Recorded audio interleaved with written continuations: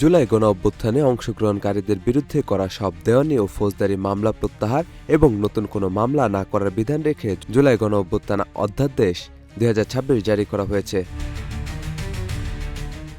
Cube হোল্ডিংসের গল্পে সেই রেখাটি আঁকা হয়েছিল আজ থেকে 1 যুগ আগে।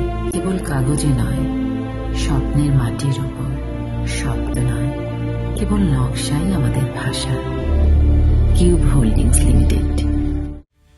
25 জানুয়ারি রাতে আইন মন্ত্রণালয়ের সংবাদ বিষয়ক বিভাগ থেকে অধ্যাদেশটি প্রজ্ঞাপন জারি করা হয়।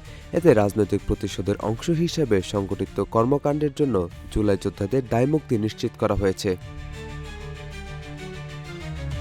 অধ্যাদেশে বলা হয়, ছাত্র জনতা 2024 সালের জুলাই ও আগস্ট মাসে ফ্যাসিস্ট শাসকের পতন ঘটানোর মাধ্যমে গণতন্ত্র, মানবাধিকার ও আইনের শাসন প্রতিষ্ঠার লক্ষ্যে একটি সর্বাত্মক গণঅভ্যুত্থানে অংশ নেয়, যা পরবর্তীকালে জুলাই গণঅভ্যুত্থান হিসেবে স্বীকৃতি পায়। গণঅভ্যুত্থান চলাকালীন ফ্যাসিবিরোধী সরকারের নির্দেশে পরিচালিত নির্বিচার হত্যাকাণ্ড ও সশস্ত্র আক্রমণের প্রতিরোধ এবং জনশৃঙ্খলা পুনর্বহাল ও নিশ্চিত করতে আত্মরক্ষা সহ প্রয়োজনীয় পদক্ষেপ গ্রহণ অনিবার্য হয়ে ওঠে। এতে আরও বলা হয়েছে, জুলাই গণঅভ্যুত্থানে অংশগ্রহণের কারণে অভ্যুত্থানকারীদের বিরুদ্ধে করা সব দেওয়ানি বা ফৌজদারি মামলা, অভিযোগ বা কার্যধারা বিধান অনুযায়ী প্রত্যাহার করা হবে। এ বিষয়ে নতুন কোনো দেওয়ানি, ফৌজদারি অভিযোগ বা কার্যধারা গণঅভ্যুত্থানকারীদের বিরুদ্ধে আইনত করা যাবে না। কোনো গণঅভ্যুত্থানকারীর বিরুদ্ধে কোনো মামলা, অভিযোগ বা কার্যধারা জুলাই গণঅভ্যুত্থানে অংশগ্রহণ করার কারণে করা হলে পাবলিক প্রসিকিউটর বা সরকার নিযুক্ত কোনো আইনজীবীর প্রত্যয়নের ভিত্তিতে সংশ্লিষ্ট আদালতে আবেদন করা হবে।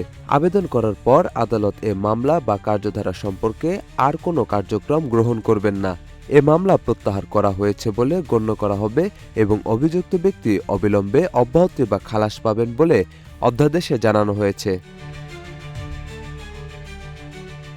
তবে কোনো গণঅভ্যুত্থানকারীর বিরুদ্ধে জুলাই গণঅভ্যুত্থানকালে হত্যাকাণ্ড সংগঠনের অভিযোগ থাকলে তা মানবাধিকার কমিশনে দাখিল করা যাবে। কমিশন অভিযোগ তদন্তের ব্যবস্থা গ্রহণ করবে। সাজিদ আকরাম, রূপালী বাংলাদেশ।